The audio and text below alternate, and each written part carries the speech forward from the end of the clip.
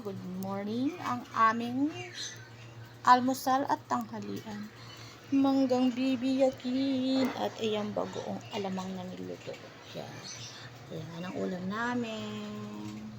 Retong bangos. Itutok mo.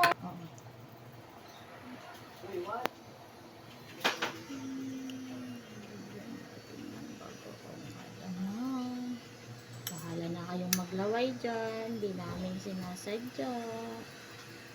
Diba? Saya. Kaya pa tayo. Ayan na.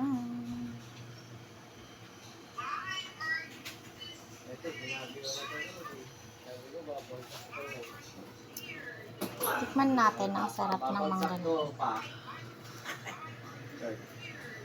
Sabi ko, babagsak ka pa. Bumagsak ka. Sinasabi na parang siya, sabi